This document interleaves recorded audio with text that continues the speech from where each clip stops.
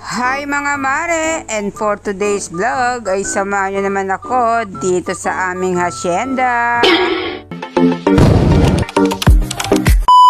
Ngayong araw nga mga mare ay nandito nga ako sa aming hacienda. Yung mainit nga ang panahon ng araw na yan, kaya naman nagpatanghali na akong lumusong mga mare. Nandito nga ako ngayon sa aming hacienda at ngayon nga ang araw ng aking pagpapaani. Sobrang aga ng lumusong nitong aking mga tauhan at nang dumating nga ako dito ay halos patapos na. Hindi naman ako nangangamba mga mare na malate ako ng lusong dahil meron naman akong katiwala na lubos kong inaasahan. Yan nga palang mga palayan na yan na nakikita nyo ay pag-aari ko yan mga mare.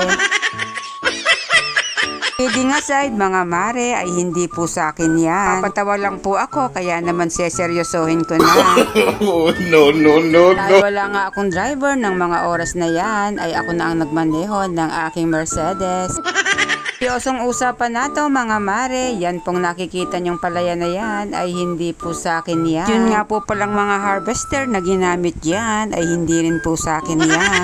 Dumating nga ako dyan mga mare ay tapos na silang gumiit. Marami na nga rin po silang nahakot na palay dito sa may tabing kalsada. Dati-rati nga mga mare kung ang naghahakot ng palay ay ang kalabaw na may kariton, ngayon ay modern na. Palitan na nga po pala ito ng panghakot na kung tawagin ay impacto. Harvester po o panggiek ay tinatawag naman nilang halimaw. Ayan, yan nakikita yung dalawa na yan. Yan po ang aking ate at ang aking kuya.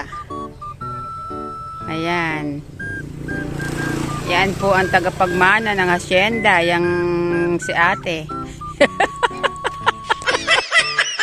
Kidding aside mga mare ay mga kapatid ko po yan. Ang babae, yan ang bunso namin at yan naman pong lalaki ay yan ang sumunod sa akin. Mga po pala kaming magkakapatid at halos lahat kami ay meron ng mga pamilya. Alala ko nga mga mare, nung last year na nagpaani kami dito ay kasama pa namin yung aming tatay. Nakalungkot lang dahil kahit kailan ay hindi na namin siya makakasama. Kaya kahit malungkot kami, tuloy pa rin ang buhay mga mare. Forward nga mga mare, ito nga po palang palayan na to ay may sukat na mahigit 5 hektarya. Dahil tagulan nga po ngayon, mas less ang ani. Inabot nga lang po pala ito ng 300 plus. Di tulad pag tag-araw, mas marami talaga ang inaani. Hindi nga rin po ako nagkakamali ay parang umaabot din ng nasa 500 plus. Ito nga sa malapit sa lugar na ito mga mare, hindi lahat ng palayan ay natatamnan. Kung sa loob nga ng isang taon ay 2 beses mag-ani ang mga magsasaka dito. Iba naman ay 1 beses lang. Tagulan kasi mga mare, may mga palayan na talagang lumulubog sa baha. Naman yung ibang magsasaka ay 1 beses lang maglagay sa isang taon. Unlike ito mga mare, dahil nasa mataas nga na lugar ay 2 beses umaani sa loob ng 1 taon. At naman napakaswerte ng mga magsasaka na umaani ng 2 beses sa loob ng 1 taon. Ayaw mamigay ng palay.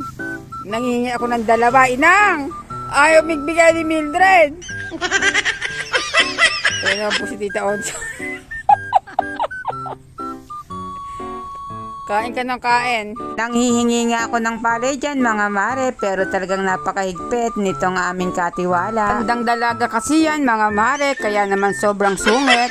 Kidding aside mga mare ay talaga pong napakahigpit niya. Po kasi ang kanang kamay ng aming boss, kaya naman napagkakatiwalaan po yan mga mare. Pero overall naman po mga mare ay talagang napakabait ng kapatid ko na yan. Love na love ko nga po yan dahil nakakautang ako dyan mga mare.